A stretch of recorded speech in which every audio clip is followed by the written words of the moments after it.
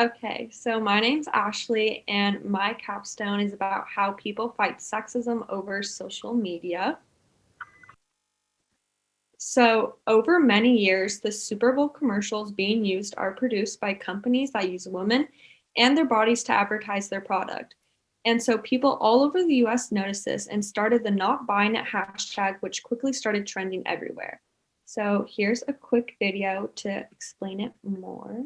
The Super Bowl is by far the most watched television event in the US, and nearly 50% of the people who watch are women and girls. So why are commercials during the game so disrespectful of women?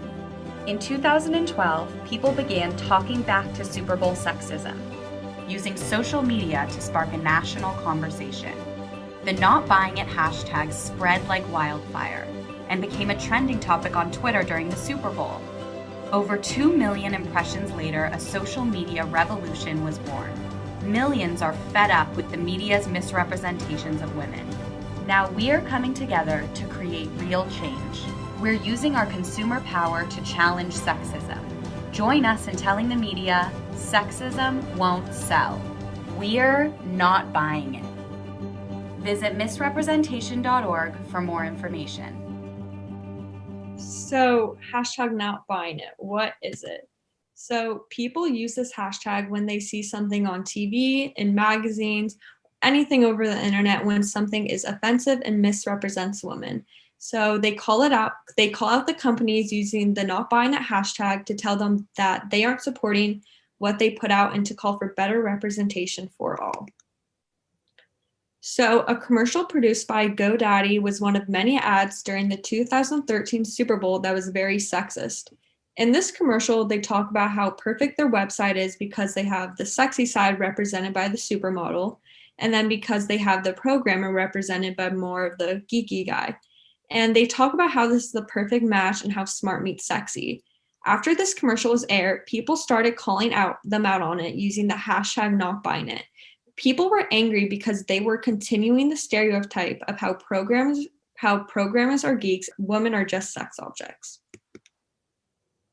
So here's another example of an ad that was in the Super Bowl. So I'll play that.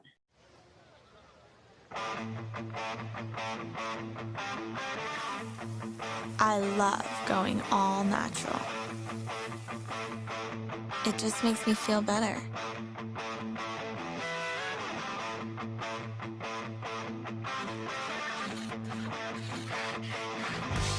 Nothing between me and my 100% all natural, juicy, grass-fed beef.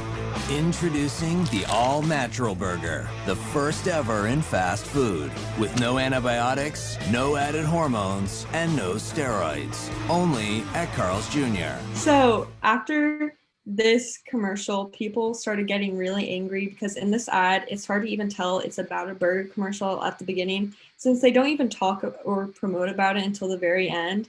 And so, yeah, people were disgusted by this, and because they were using a woman's body to advertise a hamburger. So what happened? So after these two commercials and others were put on the internet, people started calling them out for it. For the GoDaddy's commercial, it got over 7,500 hashtag not buying it tweets. And the Carl's Jr. commercial had some serious controversy. So as you can see, this girl tweeted saying, "Dear Carl's Jr. ads creators, women are not sex objects to be used to sell your burgers. Women are hashtag more than meat." And then over here on the left, you can see all the comments about the GoDaddy's commercial saying that it made them sick, they needed to take a shower, they need to pull themselves together, and how it had a serious ick factor. So after these commercials and more, the Representation Project came alive. Their mission is to use documentary films, education, and activism to shift the public's attitude and behavior around gender in order to transform culture. So here's a trailer from one of their movies. The media is the message and the messenger, and increasingly a powerful one. In a world of 1 million channels, people try to do more shocking things to break through the clutter. They resort to violent images, or sexually offensive images, or demeaning images. When is it gonna be enough? there is no appreciation for women intellectuals. It's all about the body, not about the brain. You all saw the photo from the weekend of Hillary looking so haggard and looking like 92 years old. Breast implants, did you have them or not? If you waterboarded Nancy Pelosi, she wouldn't admit to plastic surgery. The fact that media are so derogatory to the most powerful women in the country, then what does it say about media's ability to take any woman in America seriously? I have close friends that will go to the bathroom and put on like 10 pounds of makeup, and you're at school to learn. I remember 5th grade, I was worrying about my weight, and now I'm in 9th grade, I'm still worrying about my weight. As a culture, women are brought up to be fundamentally insecure. Media creates consciousness, and if what gets put out there that creates our consciousness is determined by men, we're not going to make any progress. Little boys and little girls, when they're 7 years old, an equal number want to be president of the United States when they grow up. But then you ask the same question when they're 15, and you see this massive gap emerging. We're shortchanging voices that are urgently needed in public forums from ever getting to the table. As the most powerful country in the world, if you're not standing for the right values and for the right principles, that's a loss for the world. You get a woman in the Oval Office, most powerful person in the world, what's the downside? You mean besides the PMS and the mood swings? The media treats women like shit, and it's horrible, and it's like, I don't know how we survive it. I don't know how we rise above it. You can't be what you can't see.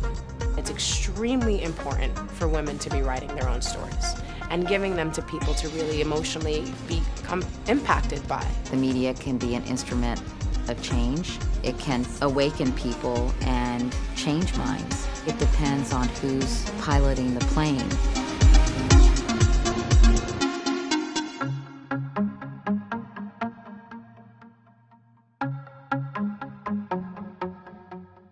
So what have they done? So from 2013 to 2018, the Representation Project has changed the Super Bowl. They use hashtag not buying it and gives the world a strong message saying sexism doesn't sell. In 2016, they met with media makers and consumers and told the advertisers whether their ad was good or bad. In 2017, the Super Bowl commercials were filled with heartwarming messages about women and other subjects. Another campaign they have been using is hashtag represent her. They want to use their voices and actions to change the statistics of women in politics. Currently, women make up 51% of the US population, but still make up less than 20% of Congress. They want to help change this. Another big campaign they have been promoting is hashtag ask her first. This gave women a voice on the red carpet where they didn't have to be silenced. This campaign has empowered women in Hollywood to address pay inequalities in the industry. It also helped start the Me Too and Time's Up movements. So what can you do? There is several things that you can do, but here are a few of the main things. 1, whenever you see something that misrepresents women, call it out. You can use the hashtag not buying it, and it can raise some serious attention around it. 2, you can follow organizations that support equality for women. And 3, when you see anything on social media that is building awareness to the treatment of women, you should share it to others such as friends and family. And that's all I have. Thank you.